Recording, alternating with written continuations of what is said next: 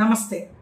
మనకి చిన్నప్పటి నుంచి మన అమ్మమ్మలు మన పప్పు అయినా చారు అయినా తాలింపుల్లోనూ ఆవాలు అనేది వేసేవారు.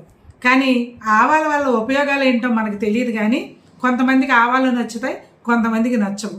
ముఖ్యంగా మనకు పెట్టే ఆవకాయ పచ్చళ్ళలోనూ కొన్ని రకాల పచ్చళ్ళలో తప్పనిసరిగా ఆవపిండి అనేది కలుపుతారు.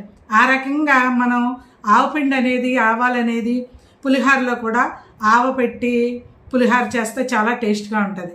కానీ ఆవాల యొక్క యూజెస్ ఏంటో, దానివల్ల మన శరీరానికి ఎటువంటి మంచి జరుగుతుందో మనకి తెలియదు.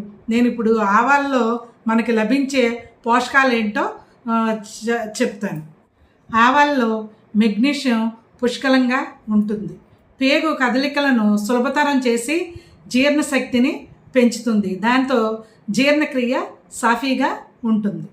ఆవాల్లో సెలేనియం అనే ఖనిజం ఉంటుంది.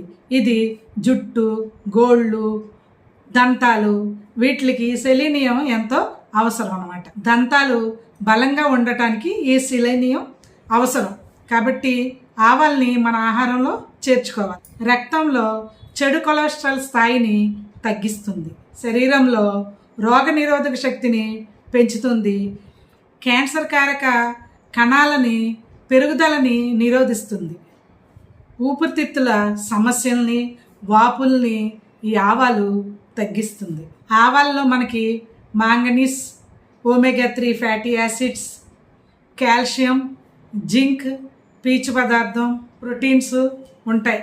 కాబట్టి తప్పనిసరిగా మన ఆహారంలో ఈ ఆవాల్ని చేర్చుకుందాం. వీడియోస్ నచ్చినట్లయితే సబ్స్క్రైబ్ చేయండి, లైక్ చేయండి, కామెంట్ చేయండి, షేర్ చేయండి.